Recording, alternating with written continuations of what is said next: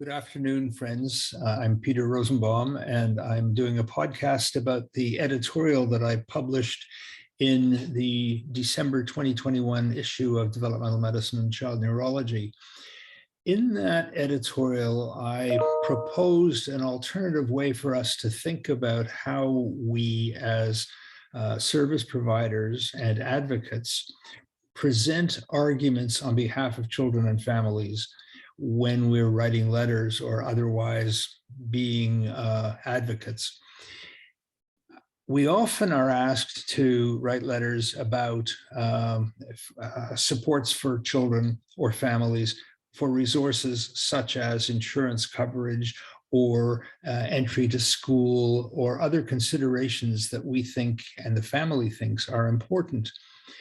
And our traditional need has been to tell a pretty bleak story to try to get the attention of the people who will make decisions about whether the resources or the services that are being advocated for will be approved. And I have found, and I know many of my colleagues have found, that that's a pretty unpleasant situation, because on the one hand, we're emphasizing and stressing increasingly the success and the abilities of children, even when they're impaired. And on the other hand, we're being expected to paint a pretty dark picture in order to get people's sympathy. And I think that puts us in a moral and ethical dilemma. It certainly is unpleasant for families. And I have many times, as you have, told the family, we're going to have to tell a story here. I'm going to say things I don't ordinarily say or believe. And that's silly. Influenced considerably by WHO's International Classification of Functioning framework, I have proposed that we think differently about how we tell the story. And my suggestion is that we start by identifying best capacity. This is what this child or this family can achieve when things are going very well. Then identify current performance or current functioning.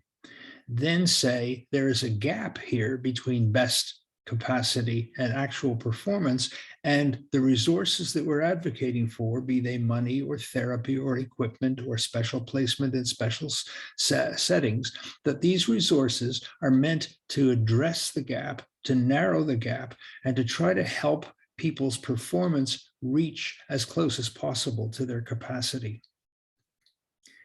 Now, that may sound naive, because many people who are reading these letters are not attuned to this way of thinking. But that's simply because they don't work in our field and aren't expected to keep up with developments such as our emphasis on strengths-based approaches and achieving and focusing on achievement. And so my argument is that we have a job to do both in making these kinds of arguments for families and also being knowledge brokers. And I have a recent experience in some medical legal work that I've been doing where these ideas have been really very powerful for the lawyers involved who are hearing these ideas and recognizing that they make sense. And so rather than arguing simply about how terrible things are, we're arguing there are issues here and there are potential solutions, and the resources that we are asking for may help to address the gaps between best capacity and ordinary performance. Anyway, it's an idea that I think is worth trying, and I hope that some of you will try it. I hope that if you have success, you'll report it. I hope if you run up against roadblocks that you will also report it, so that we can all learn together and try to change the discourse. That's our job as clinicians and as knowledge brokers and as leaders in the field. Thanks for listening.